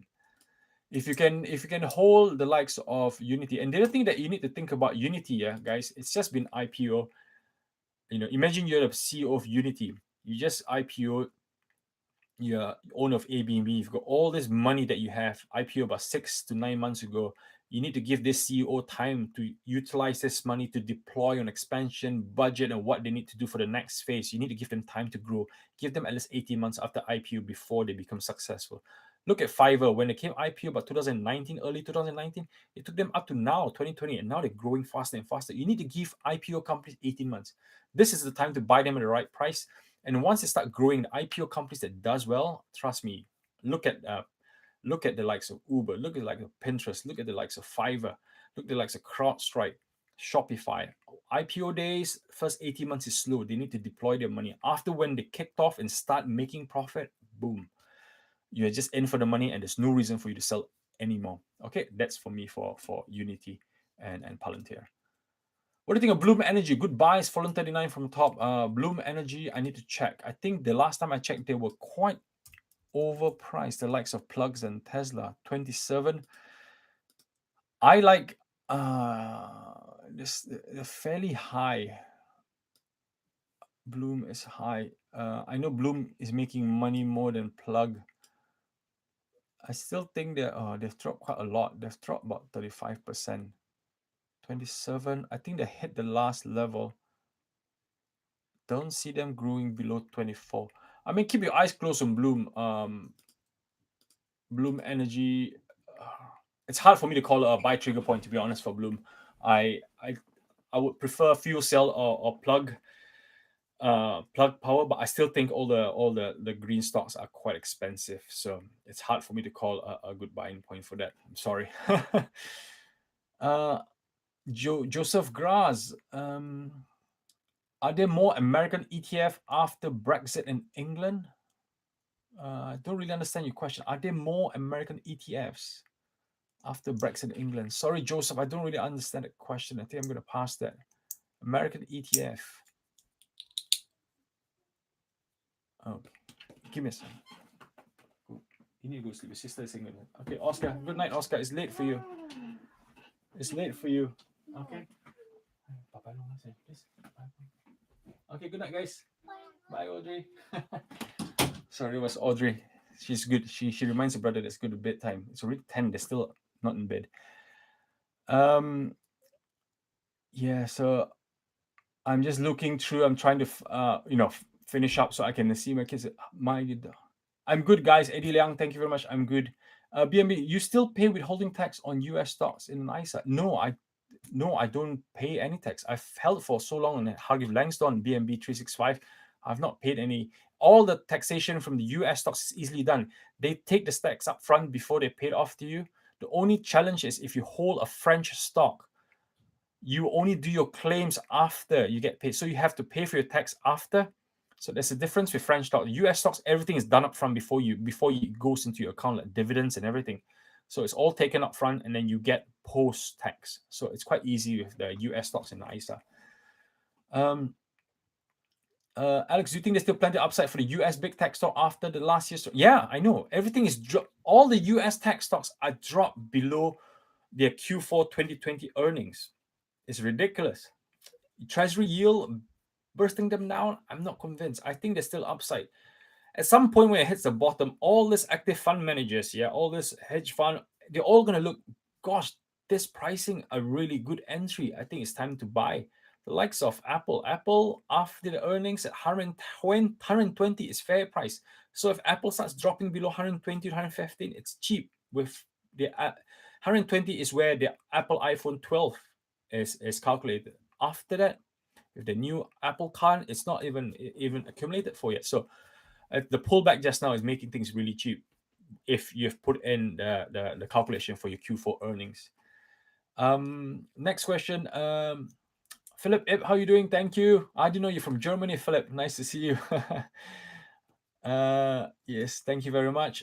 Sabu, any information do you want to share about SNPR and Vuzi? No, I don't know anything about SNPR. I don't know who they are, but Vuzi, I can share that they are on.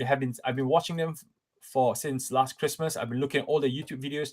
They've been trying to scale since 2 years ago with their products, and now with the business to business, Vuzix is only business to business with goggles for work and work sites. Business to business, they are trying to break into the business to consumer market. Okay, so I'm not trying to spread rumors here, but if any other companies, any mega companies wants to scale in wearables, Vuzix will be a very good point to buy because they're still very affordable. But I'm not investing in Vuzix for somebody buying them out. I'm investing in Vuzix because I think they've got a good niche for them to grow. So the price target to 25 just now, I'll put 25 price target, just is good. If Vuzix is under 2019, it's a good point to buy in. Price target for 25. That's me being very, very, very, very strict with the pricing. And I think Vuzix, it's good. It's one of my growth stocks that I'm buying in. Okay. I am looking at. I'm looking at Amvas007. I like your name. Would you start a new trend, or is Microsoft better buy? Microsoft has always been a good buy. I know I've sold a Microsoft for Tesla, but Microsoft is always one of the stocks that you buy with or without COVID-19. Okay, that's my point of view on Microsoft. And Microsoft has got so cash rich that they can do any business. So recently they're trying to do their satellite Starlink equivalent as well. Okay, that's Microsoft, and they're trying to get into the gig economy business. So Microsoft, if you want for your kids' portfolio, Microsoft is a good buy. It pays you dividend. It's still growing. It's got a great CEO, great cost control element within the finance cash flow. Microsoft, I do like it. But if you're looking for growth, if you're a person like me addicted to Tesla type growth, then Microsoft could be very slow, but it's still something to hold for your kids. Sorry. Okay, from time to time I do get pranks from my son. Yeah, so I will spend another 5 minutes and then I'll try to close up. I want to answer everybody's question. Samsa, Sapala, how are you doing? Sorry, I can't pronounce your last. I'm very bad at pronouncing names sometimes. Just change to eToro. Appreciate tips of ETF and trading eToro. Thank you very much. Yeah, eToro can be a bit slow. It's a bit an issue last few days, but overall, I use eToro on a daily basis. So yeah, BNB 365. I know it's bedtime. The kids are going to bed soon, so I better go. I can hear my wife scream at kids for not brushing the teeth. It's my fault. Juan Carlos Garcia, how are you doing? Hi, Alex. What's your thought on CCIV? Do you think it's a good time to buy? Like I said, I've got no opinion on CCIV just now. I mean, the only EV stocks I'll buy is Tesla, and second is the NIO. So I reserve my case on CCIV because it's a spec stock. I don't know much about them, and I know they've got factories all set up. I've not seen a car rolled in yet. I'm more comfortable with NIO because I know they're producing 9,000 vehicles in last quarter, and they'll be producing 12,000 vehicles soon, and people are actually driving it and queuing up to buy those cars. CCIV, I'm not sure how fast they will catch up because Volkswagen and the likes Honda, they're all trying to catch up on the EV vehicle. So it's all depending on the timing for CCIV when they can roll out quickly. So I need to do a bit more research. I apologize before I go into a bit more detail, perhaps a video for future for CCIV. Okay. JW, what do you recommend doing in terms of hypergrowth stock? I'm currently in the not profit, so it's worth selling small amount and taking some cash or just wait for them to hold. JW, it depends on what hypergrowth stocks you hold. I mean, if you are out of cash, I mean, you can take profits of the ones in what I normally do. I'll take profits of the one that's in green.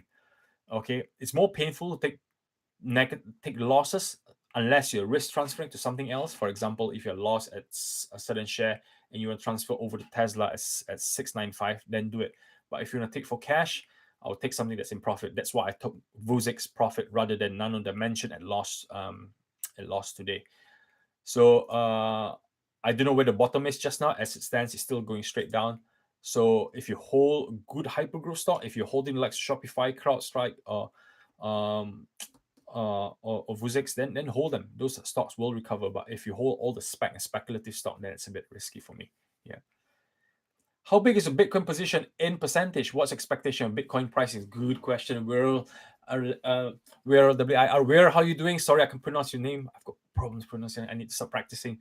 Bitcoin position. I was intending for 2 to 3% position for Bitcoin before and after Christmas, but I failed. My Bitcoin position just now is only 0.5%. It's so embarrassingly low. I'm the one that told everybody to go buy Bitcoin, but I failed because I was focusing on Tesla.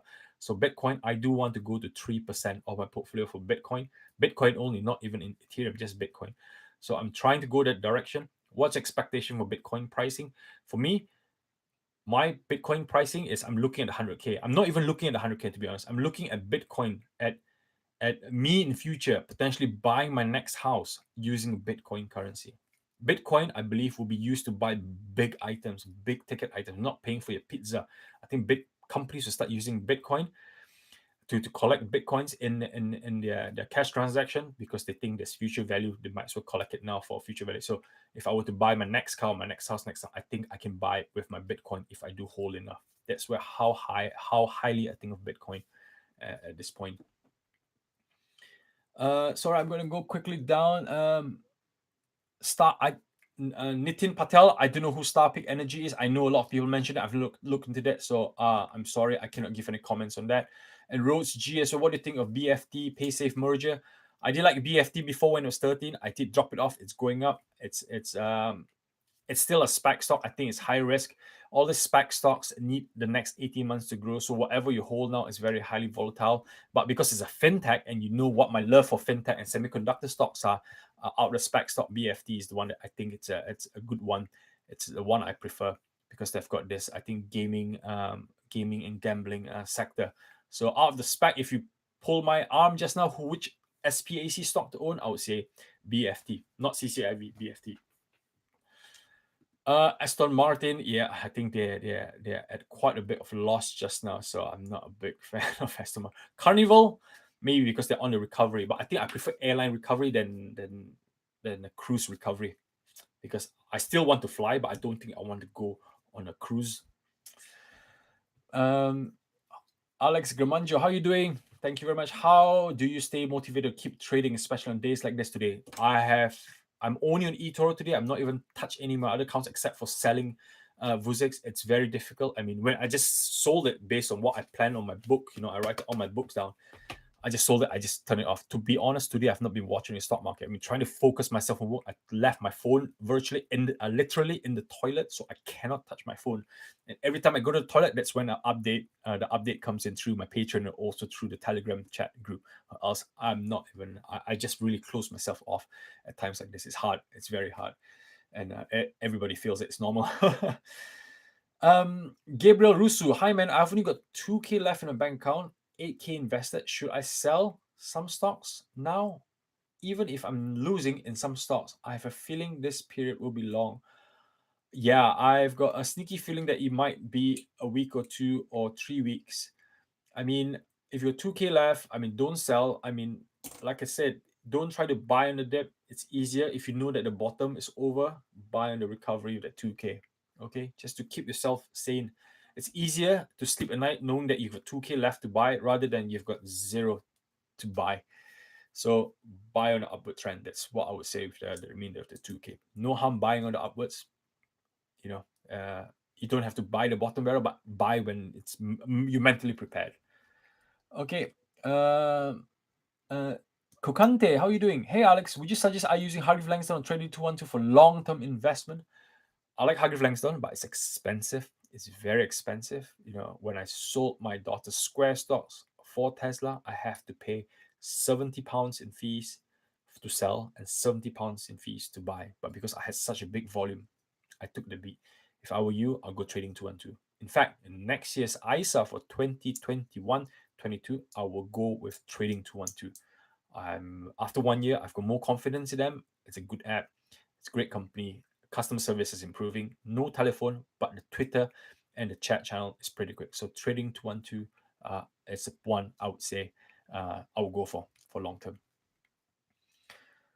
What do you think of EHang and Joby Aviation? I'm not going to give any comments on EHang and Joby Aviation. I know they're all about the Jetsons, the flying helicopters. I'm not even there. I've seen the volatility, and when I've seen the volatility, I just turn off. I'm not even looking there. I'm not even keen to prepare a video on it, so I cannot comment on EHang and Joby. It's just too volatile for family time investment person like me. Okay, Eric Brown. I'm looking at your comment. Unfortunately, fundamentals don't support the real-time market. You're lucky if you're caught in this hyperplay. Unfortunately, I'm trying to understand. Unfortunately, fundamentals don't support the real-time market.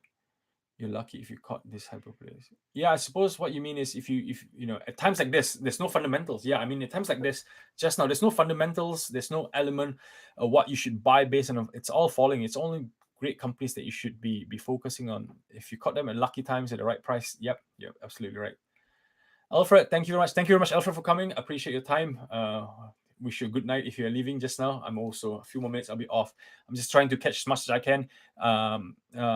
Last few comments. Larry Yoshinga, what exchange are you using for your crypto trading? Mahalo. Nice. Hi, Larry. I'm using Coinbase for my crypto, and I'm using eToro just for the trading. But to own as a wallet, I'm using Coinbase. I should upgrade to Coinbase, bro. I should investigate on it. Everybody's telling me. So Coinbase is the one I use because it's easy, and I'm just using it as a storage area. But for eToro, that's the one that I try to swing trade my Ethereum and Bitcoin. Okay, are we West Coast? Are we heading to a bear market or is it temporary correction? I think this is just temporary just now. There's no floor. It's not even correction just now. Correction for individual stock, but actually we're not in correction. I mean, it could get worse. That's where I'm coming from. It could get worse. That's why I told everybody to stay on the sideline.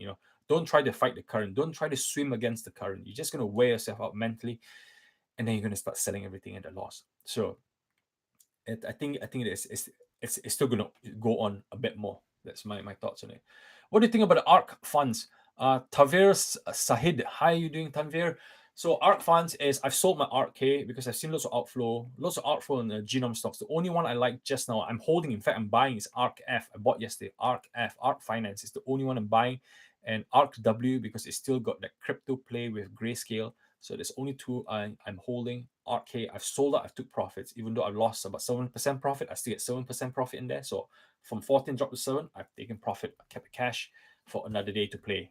That's me. Thank you very much, guys.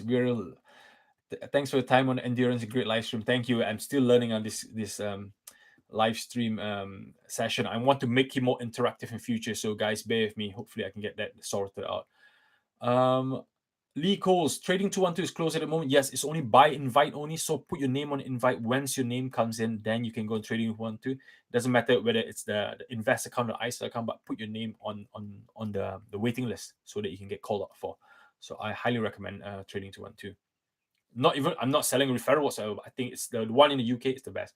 But if you want to go a bit more advanced, guys, that you don't mind paying the tax for, if you live in the UK, IBKR is the one that I like. Interactive broker. It's fast, it's great. You can buy after hours, before hours, and the fees are still low. Okay. Oil looking pretty good. Premium oil performing. Yes, you own premium oil. Future Wealth Investment UK. Great. I like premium oil. I think they will hit 40 at some point when oils hit $70. So if you can stomach the volatility of premium oil, if you love the 10% rise one day, you need to love the 10% drop the next day. So you have to bear. I've watched premium oil for the last 6 years, and that's how they do every single time. Okay, RZ, how are you doing, RZ? Alex, many times watch videos. Which was after? Okay. Ramu, how you doing, Ramu? You're doing great. Thank you very much. Worst week on the stocks. Yeah, Eric Brown, worst week for me in the market. 100K in a month. What? Worst week ever in stock market for me. 100K in a month. Yes, 100K. I hope you haven't lost 100K in a month. I hope you're just saying that if you invested 100K in this month. Yeah, that's a lot of money. I'm trying to imagine what stocks you were in if you were to lose 100K in a month. I hope it's just you investing 100K. Yeah.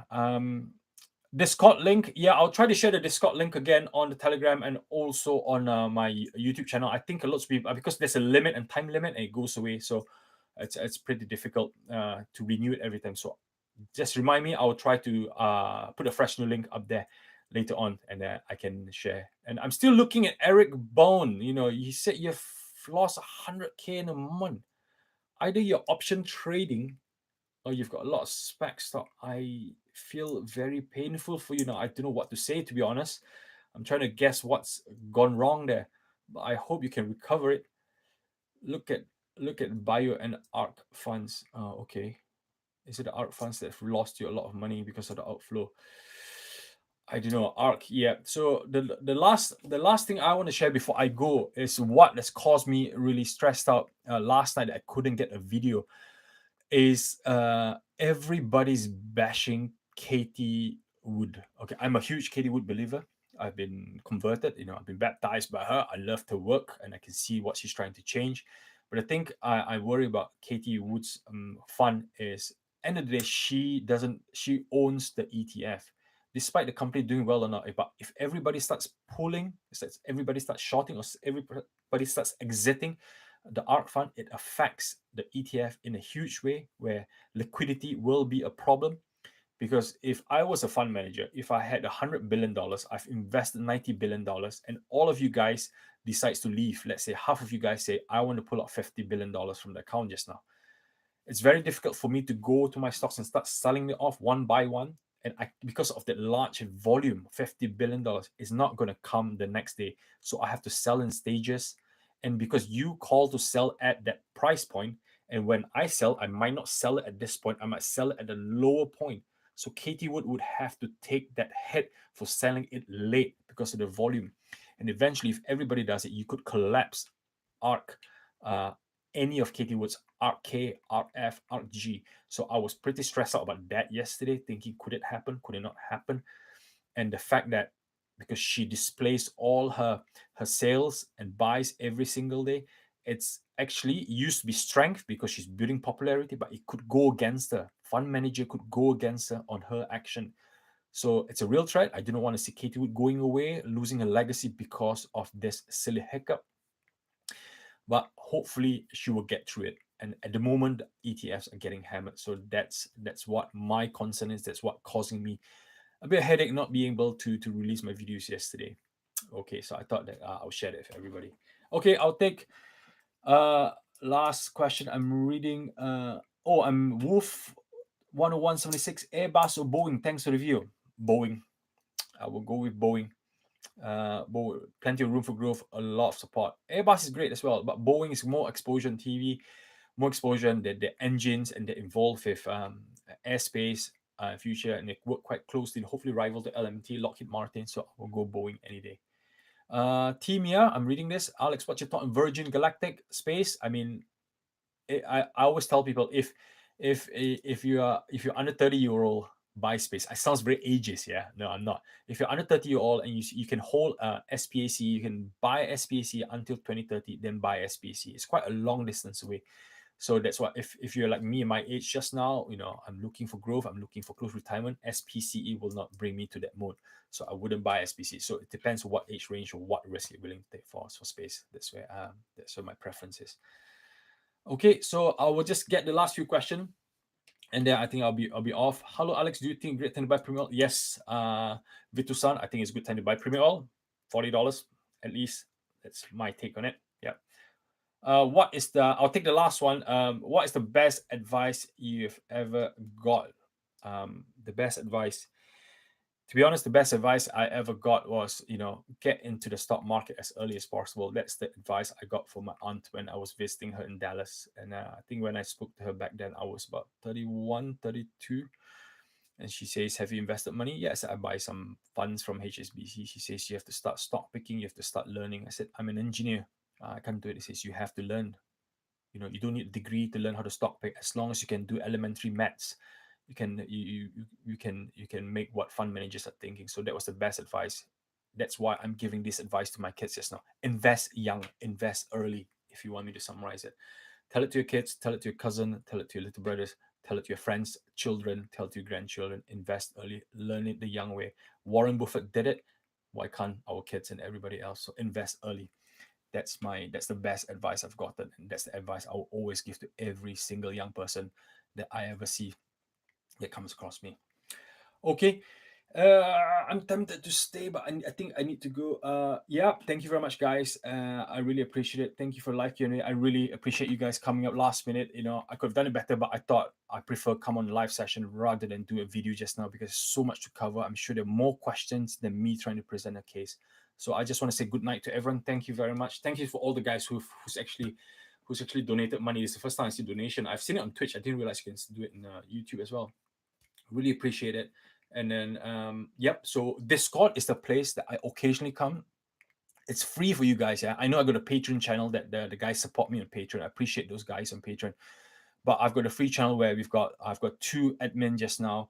I've got Matt and I've got Simon J. They're really good. I choose them to be part of my team because the thing, they have the same mindset. I mean, they're parents, they're dads, investors, and also they've got the safe mind handset investment, not those high speculative, so they can advise.